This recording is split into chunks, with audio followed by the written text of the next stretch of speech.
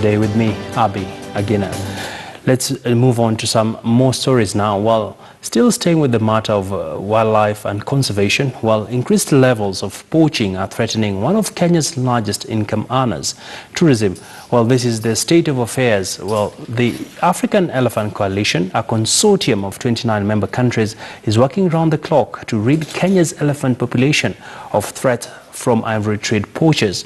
To end poaching, the body has proposed the closure of all ivory markets globally.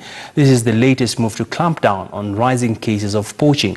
KTN's Ashley Mook prepared the following report. Ivory remains one of the most coveted pieces of wildlife commodities the world over. International demand for ivory and rhino horn is leading to decreased numbers of elephants and rhinos in Africa. Kenya is no exception. According to the United Nations, as at 2014, Kenya had only 33,000 elephants and 1,010 rhinos left in national parks and other wildlife territories. Kenya has a very good record on doing conservation by involving the local communities through community conservancies. And the local communities are very supportive. The biggest threat on elephants is agriculture, because there's a demand for agricultural land, there's a demand for human activities, and that encroachment on the wildlife corridors and dispersal areas are issues we need. But these are engagements that we always engage. And we have so far very positive support. Increased demand from countries and regions such as Asia have fueled the growth in illegal wildlife trade. African Elephant Coalition says closing key markets will go a long way in addressing the poaching menace. We want the European Union also to close that market, because again, as much as we have blamed China, there is a market ready in the European Union. So let's work together as the international community to make sure that the African elephants are saved. For trophy hunting, there is no particular market. No, what we have is, as the EU has, there is a market for antiques. And that needs to be closed down, as well as the European Union needs to close its domestic markets, because this is the market that still exists in the European Union and in Switzerland. They say it is antique ivory, and then no new ivory is being laundered through these markets, and this is what needs to be closed down and stopped. Researchers say that between November the 23rd and December the 14th, 2015, 2/3 of ivory in Africa were leaving through the port of Mombasa, Dar es Salaam and Zanzibar, going to China and Vietnam. What we are trying to do is to see how we can provide alternative livelihood, to these people, because you don't just ask them to close. Some of them are arguing this, they've been in this business for a very long time. So the government is looking for a way of settling them, so that they will not, continue in this business. If this trade should continue, then it means we want to wipe out the population of African elephant, and which is dangerous to us and even to the generations to come. Kenya lost 9 rhinos and 60 elephants to poachers in 2017, compared to 14 rhinos and 96 elephants lost in 2016. The decline in wildlife poaching is thanks to increased efforts by wildlife rangers to protect wild animals in national parks. Well, a lot happening on the tourism front. Of course, we shall be getting back to Brenda, who is still pitching camp at the Nairobi National Park. Well, with the advent of technology, more and more Kenyans are taking to the online space to conduct business, even as the digital landscape continues to expand. Our reporter Alicia Liabule brings us a story of entrepreneurs that are using the internet as a platform to grow and expand their businesses. Take a look. Mostly, they are on their phones, browsing on different social media platforms. They are not just checking social sites, but they are also shopping to order for services and buy products online. A spot check shows more and more Kenyans are embracing e-commerce. Online shopping, I've done it severally. I find it more effective on my side, especially Jumia. It's more, it cuts the cost, the time, and for me it works. To some, these platforms are also their workplace. With high internet penetration, opportunities to venture into online businesses is the new norm. E-commerce is big also in the world, but I think in Africa there's an opportunity, as you can tell, because your brick and mortar stores have a lot of challenges that could easily be bridged through e-commerce. Social media platforms have championed the growth of online businesses in Kenya, and most business people are now advertising and marketing their products online, since this mode of trading has a wider reach and it's also cheaper. We first put our photos on Facebook, and that's how people were able to see. In fact, some people thought it was a hoax because they didn't know where Masai Mara was.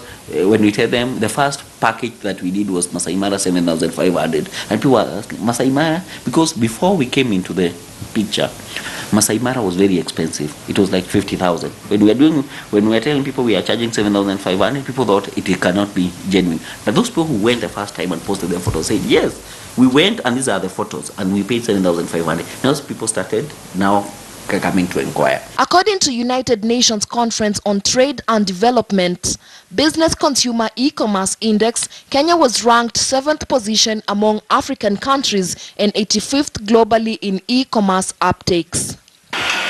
Although this method of trading has an inherent risk of cyber hacking, players in the industry say there is room to grow the industry.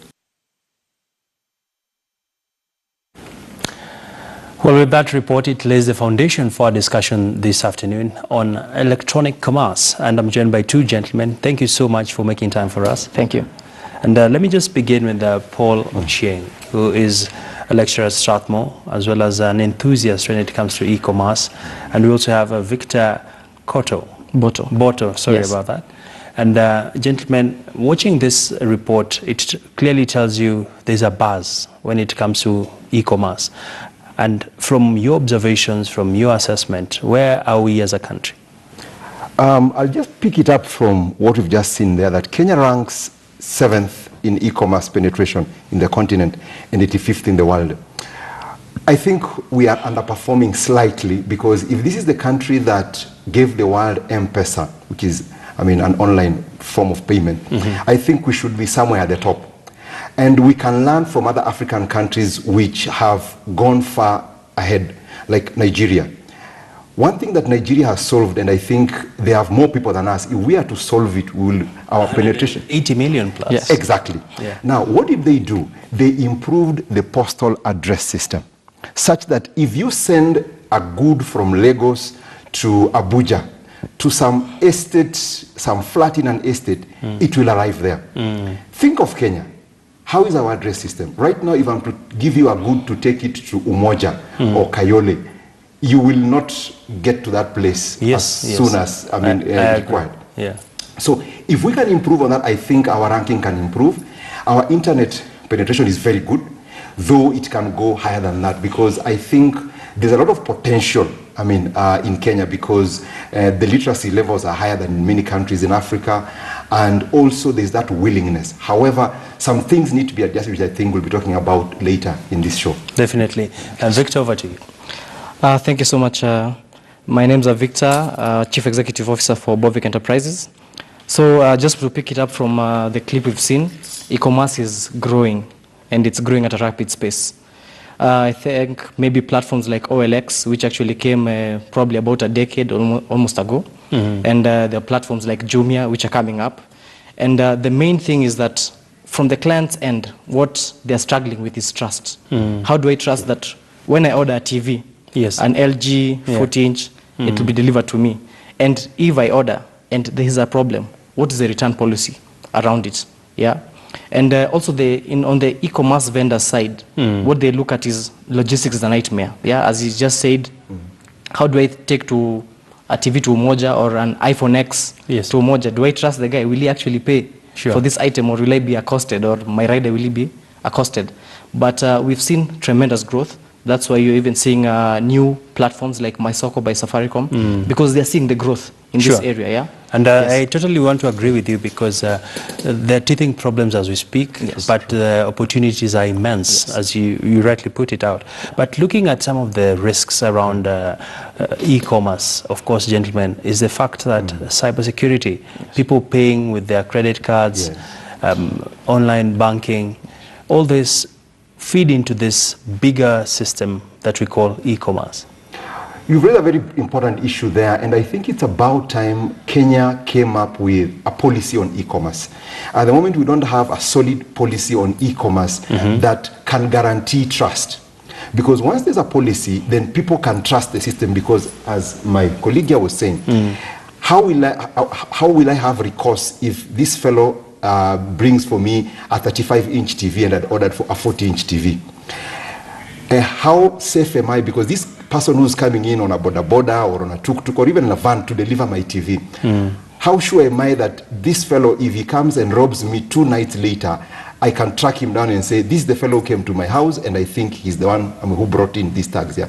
So policy framework is very, very important, because if that policy framework is brought in, there'll be increased trust, and SMEs, who I think are the biggest absentees on this platform in Kenya, will come in. Because I think that they haven't come in because they just need a policy guarantee. All right. Victor, as we get your closing thoughts as well. Just to pick it from there, for sure there needs to be a policy framework so that the vendor is protected and also the consumer is protected. Because coming from an IT background, there are actually a lot of ways of securing your e-commerce platform, but of course they are not foolproof, because every day there's a new exploit, every day there's a new exploit. But if you look at M-Pesa, and e-commerce platforms, piggy banking on M-Pesa, M-Pesa is quite safe, yeah? So M-Pesa is actually a platform that you can piggy bank from instead of going to credit cards and other payment modes. All right.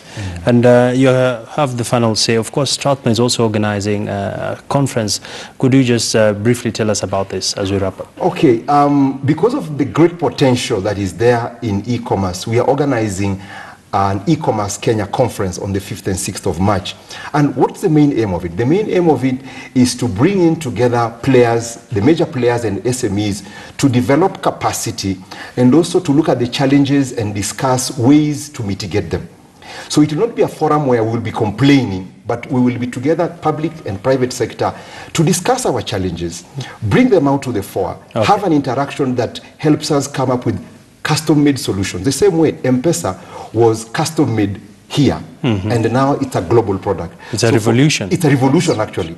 So for us, it's about looking at the future very optimistically. We are 7th in Africa, 85th in the world, and I think with such a conversation, people like him who've been in e-commerce for long, they can bring in their ideas, share with other young upcoming people, those who are doubtful, into the space, so that we can build e-commerce, because it is an idea whose time has come and we can't ignore it.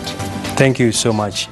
And of course, a good idea gives way to a better idea. True. Thank you, gentlemen. Just breaking it down for us when it comes to e-commerce. And of course, that conference will be an ideal point where you'll be able to meet with people as well as engage more at length. Well, let's take you back to the Nairobi National Park. Brenda, over to you right now. I know a lot has been said about conservation, but in a nutshell, what is the National Kenya Wildlife Service doing about this? Of course, we'll also be getting some reactions from Nyeri, where Ibrahim Karanja is also standing by. But let's first speak to Brenda. Over to you, Brenda. Right, Abby, we are still here at the Nairobi National Park, and you're hanging out with Dubai, the white rhino. As you can see, it's still feeding. It's eating quite a lot. Eating some fresh hay that it was given about 1 hour ago. It's been eating for the last 1 hour. But away from Dubai, there are only, incidentally, a very interesting fact to note, there are only 122 white rhinos left in the country. To give us reasons in regard to this, we are joined by Paul Gathitu. He is the Corporate Affairs Manager here at Kenya Wildlife Service. Paul, just tell us, have we made any headways when it comes to poaching, especially in Kenya? I think in the last maybe 3-4 years, Kenya has been applauded for the effort that we have put in terms of making sure that poaching is contained. And we are top of the list in terms of looking at countries where the efforts have paid off.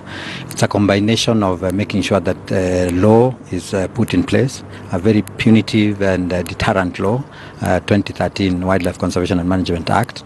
And then also we liaise with the international community so that through CITES, the Secretariat, and we have Interpol, we work together to make sure that if anybody is trying to traffic, then they find it very difficult to pass through our areas. And so it is with the law enforcement agencies in the country. So whether it's customs or whether it's Ports Authority or Airports Authority, all of us are on the lookout. So it's not just KWS that you're going to be dealing with. It's communities, because everybody has been sensitized, and this new law has brought everybody to play a role on board. You may take examples of particularly rhinos and elephants. These are the iconic ones, and therefore we keep a very close eye on how we are progressing. 2 years ago, we lost 86 elephants. That has dropped to 80 for 2017 and to 38 for last year. So we are seeing a big improvement. The rhinos moved. We lost 4 last year. We had lost 9 the year before and 10 the previous year. So again, you can clearly see that the effort that has been put, in terms of looking after our animals has paid off. So in fact, poaching is not such a big issue. Yes, we are not relenting. We are still very alert and on the lookout, but it's not a big issue as it was maybe 4 or 5 years ago. Very quick, just tell us, there's a proposal to close down the key markets, especially in Europe and Asia. What do you make about this, briefly? Yeah, we want that to be stopped, because if the markets are not there, who would bother to grow, things to take to the market?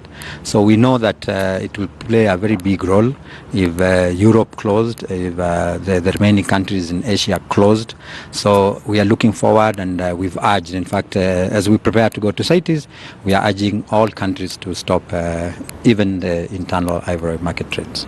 Thank you so much, Paul Gaditu. We have been speaking to the Corporate Affairs Manager here at Kenya Wildlife Service, and the key takeaways, of course, include the fact that closing down the markets will be a key factor going forward in terms of addressing the poaching problem. And at the same time, he says that it's not only left to the officers, to the people in charge of parks to address the problem, but collectively the community should be involved in addressing this particular challenge. And at the same time, we also thinking of roping in international organizations so that they can play a part and officially address the problem as a whole. Thank you, Abi. We have been coming to you live from the Nairobi National Park, and it should be exciting to see some other animals aside from Dubai, my new friend. All right. Please pass our regards to Dubai.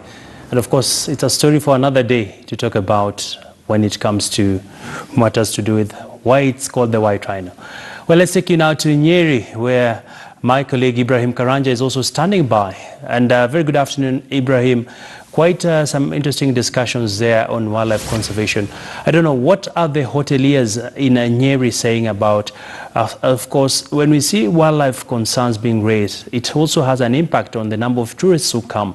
If we don't have the right elephants, if we don't have the right populations, definitely this will impact on people visiting the country. What is the mood like, and what are the sentiments of the hoteliers in Nyeri? Well, a very good afternoon to you, Abi. I am in Naromoru, which is a town actually that borders Laikipia County and Nyeri County, and very few meters from the Mount Kenya National Park, where very many tourists have in the past been coming just to see what this mountain has to offer in terms of mountain climbers. And Abi, the questions that you have asked will better be answered by Edward Wangeshi, who is the chairperson of the Kenya Association of Hotel Keepers and Caterers. And Edward, even as I bring you in, kindly start by telling us, in terms of tourism conservation and in terms of wildlife conservation, in terms of the ranches in Laikipia County and in terms of Mount Kenya, what are you doing to ensure that you conserve tourism and tourists still keep on coming to Kenya and continue bringing in income even at the wake of the dangers that the country has in matters terrorism and such? Thank you so much for that good question. To begin with, I would like to borrow from our own experience as Naromoru River Lodge in terms of green lodge and sustainability. Since the lodge was started, as you can see the environment that it is in, it is set up on trees, which is very good. And we have continued with that tradition that every guest that comes and stays with us, we plan to make sure that they plant a tree. And we have seen some of them coming back to come and check that. Again, we are in consultation with Kenya KWS and Kenya Forestry Service to see that the same happens on the mountains, because one of our biggest product is taking guests to the mountain. So what we do is, in liaison with the porters and the guides, we want to ensure that every guest that climbs the mountain, including from other players that take guests to the mountain, that every guest can carry a tree that is indigenous to the forest. As you are aware, any tree that is planted in any ecosystem does not only affect positively the ecosystem of that place, it affects miles and miles away, which is something that we want to continue advocating, as well as engaging with the county environment dockets. You are placed at a very advantaged position in terms of tourism, tourists coming to your area, in terms of Laikipia County and Nyeri County. You're in between. We know of the ranches in Laikipia County and the wildlife. Recently we heard of a new form of leopard having been spotted. Probably, how do you take that, and do you think it will help in improving the tourism sector in the country? Being in Nyeri and Laikipia, one thing is the entire Mount Kenya region in terms of tourism. We have got quite a diverse, our product offers is very diverse in terms of what we offer, because apart from the mountain, we have the ranches, we have the game, and we have now the option of, apart from relaxing, we have the option of adventure and sports. And already you are aware that within the Mount Kenya region, for example, in the mountain, one of the biggest sporting events that happens every year is the Lewa Marathon. We have also Mount Kenya Epic, which is about biking and cycling, 4 to 10. So we have quite a number of stuff that we can offer around Mount Kenya region. Mm-hmm. Yes. Well, Abby, despite the short time that we have had, we've had actually lots of promising tourism aspects from this side of the country, central Kenya. And in terms of tourism conservation, we expect that with these kind of investments that have been put in this area, Mount Kenya region, the ranches in Laikipia County, and the Aberdares will continue attracting a huge number of tourists in the coming year. Of course, earlier on, before we went live, he was telling me that the recent terrorist attack did not actually affect the tourism sector as many people would have thought, since they have not yet had a drop in terms of tourists coming to this side of the country. So Abby, from Nyeri County, I bring it back to you in studio. Thank you so much, Ibrahim Karanja, for just having that candid conversation on wildlife conservation. Of course, time has elapsed and we have to bring it to an end right now. But just if my director allows me, you can just revisit our Twitter poll question, where today we were asking you about what do you think about Kenya Airways' decision to want to acquire the Jomo Kenyatta International Airport. That was our Twitter poll question this afternoon. And of course, quite a varied array of feedback that